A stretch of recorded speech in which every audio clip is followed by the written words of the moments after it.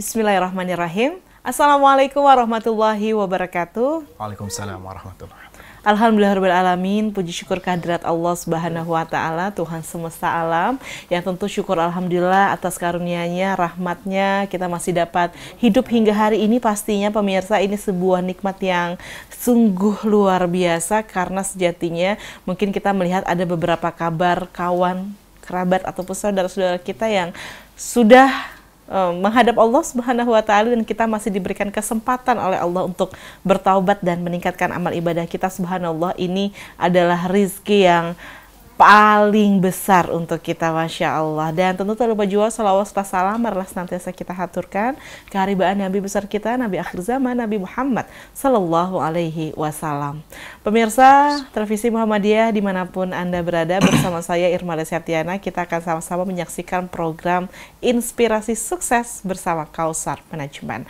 Dan seperti biasa pemirsa, dalam Inspirasi Sukses kita akan senantiasa mendengarkan kalimat hikmah, cerita-cerita yang spesial pastinya, yang akan terus memotivasi diri kita untuk memperbaiki diri, dan pastinya untuk selalu melakukan hal-hal yang positif. Karena banyak dari kita nih pemirsa ya, yang mungkin sudah mulai lelah ya, menghadapi banyaknya cobaan hidup, atau bahkan diri kita juga ini setelah seminggu beraktivitas begitu ya, mulai lelah dengan jalanan, mulai marah-marah, tidak terkendali lagi emosi, padahal itu adalah salah satu cobaan yang harus kita hindari. Meskipun saya sendiri pun ya masih terus dimenangkan emosi kalau melihat jalanan ibu kota ini, tapi syukur alhamdulillah sudah semakin teratur saat ini, dan insya Allah akan lebih baik lagi. Nah pemirsa, tak asing lagi bersama dengan kita kali ini adalah Kang Edvan M. Kausar selaku founder ya dari Kausar Manajemen. Assalamualaikum warahmatullahi wabarakatuh. Waalaikumsalam warahmatullahi wabarakatuh. Cerah sekali hari ini, Kang.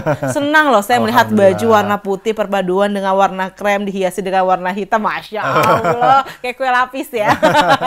Oke, Kang Evan sehat ya? Makanan ya. Kita dua-duanya kena nih. Kang Evan sehat hari ini ya? Sehat, alhamdulillah. Luar biasa. Allahu Akbar. Allahu Akbar. Ini Allahu Akbar, takbir. Yeah. Karena memang Idul Adha ini ya, kita sudah merayakan hari Idul Adha, karena memang umat muslim ada 2 kali hari raya begitu ya. Yeah. Idul Fitri dan Idul Adha. Dan tema kita kali ini Kang Edvan adalah tentang makna berkurban, yang merupakan aktivitas pemirsa yang biasa atau ibadah yang dilakukan saat hari raya Idul Adha. Kalau Idul Fitri tidak ada berkurban ya, tapi Idul Adha ada berkurban. Nah, kita akan mempelajari maknanya apa, karena sejatinya kalau dipikir-pikir dengan berkurban di era sekarang ini ya, berkurban tuh bukan satu hal yang mudah, apalagi harus juga terkait dengan ekonomi begitu ya Kang Edvan ya, Masya Allah. Artinya ini benar-benar berkorban pemirsa. Jadi aktivitas berkurban maknanya betul-betul berkorban, banyak yang harus dikorbankan, dan kadang-kadang membuat orang menjadi enggan atau malas karena mereka merasa tidak mendapatkan manfaatnya secara langsung.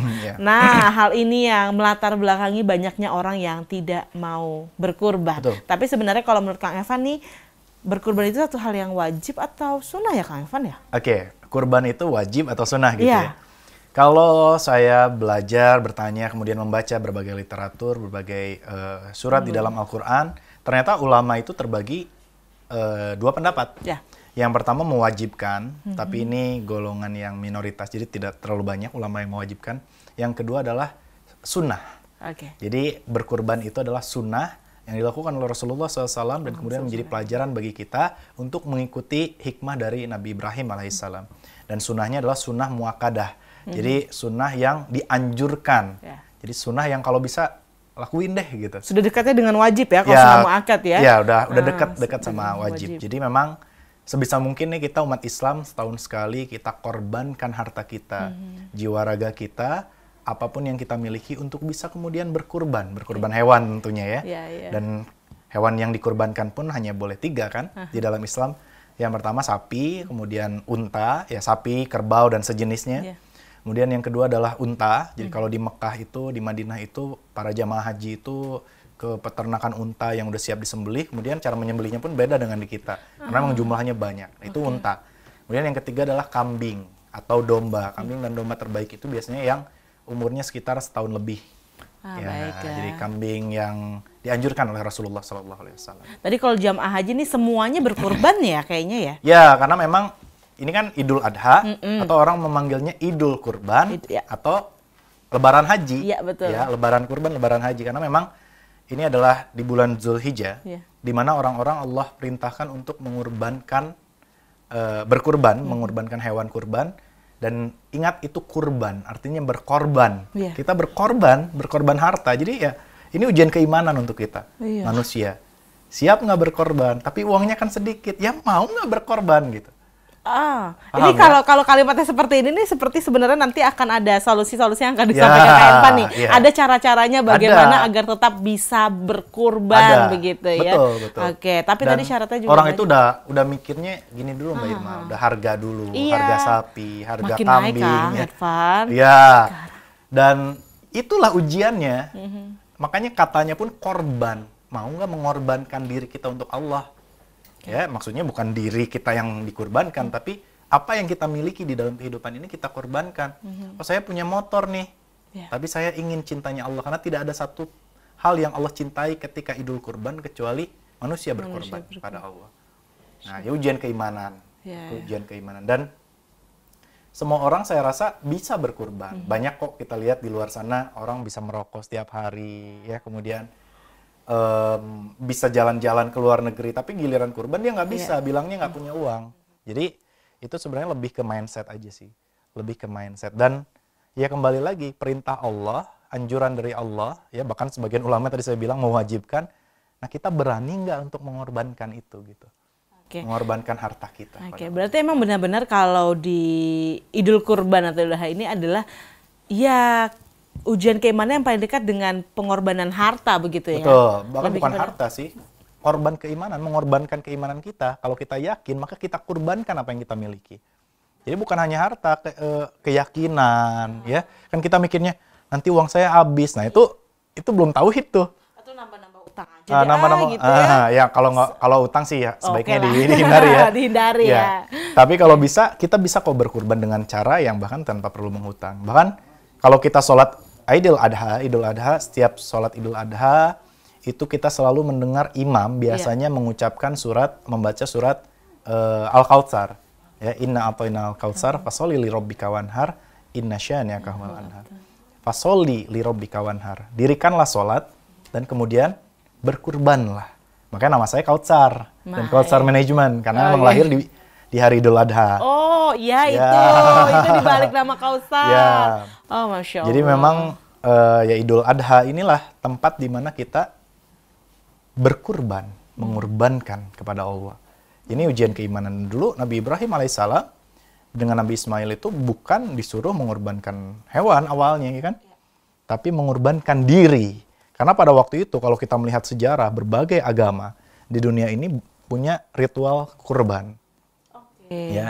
Cuma ritual korbannya tidak sesuai dengan syariat. Ya, ada yang mengorbankan kepala kambing, kepala sapi untuk dewa segala macam. Maka Islam memperbaiki itu, dan kurban yang Islam, ya bahkan waktu itu bukan hanya hewan, manusia pun dikorbankan. Oleh Muslim atau dengan yang luar, lain ya? Agama-agama di luar Islam ya, agama non tauhid itu dikorbankan gitu. Nah, Islam memperbaiki hal ini. Jadi berkorban itu ada caranya. Dan keutamaannya itu luar biasa. Nanti di akhirat itu hewan kurban itu semua menghampiri kita loh. Semua menghampiri kita, bersaksi kepada Allah dan menjadi amal kebaikan untuk kita. Ya, bahkan setiap tetes darah ya ketika mengalir sebelum menyentuh tanah, itu sambil kita berzikir kepada Allah itu bisa menghapus dosa-dosa kita. Bisa memberikan kebaikan kepada kita. Dan tidak mungkin kita mengorbankan harta kita untuk Allah, melainkan Allah pasti akan menggantinya. Jadi jangan takut gitu. Kita mampunya berapa, dan kita bisa nabung kok. Orang cuma setahun sekali, orang setahun sekali, dan bukan hanya kita yang bisa menikmati. Jadi esensi kurban itu kan dagingnya bukan untuk kita saja, kita boleh memakannya, tapi kemudian juga kepada orang-orang fakir miskin. Bayangkan orang yang selama hidupnya jarang menemukan daging,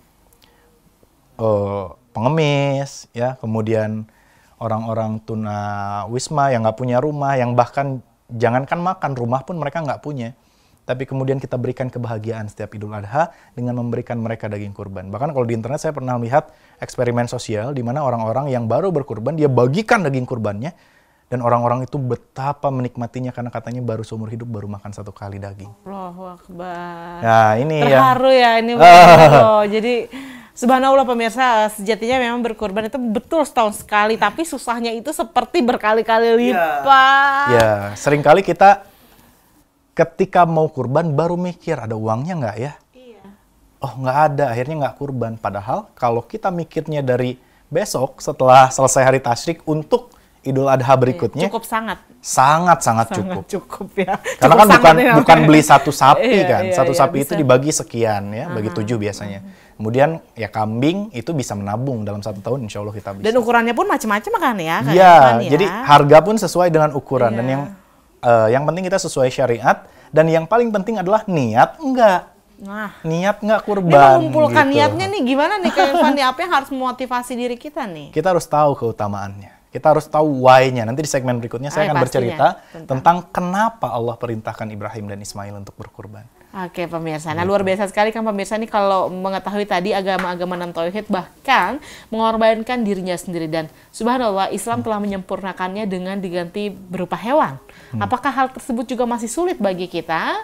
Kalau ya jawabannya berarti kita harus menyaksikan segmen selanjutnya yang akan menyampaikan kenapa dan apa hikmahnya ketika kita bisa berkurban. Usai jeda berikut tetaplah di Inspirasi Sukses bersama Kausar Manajemen.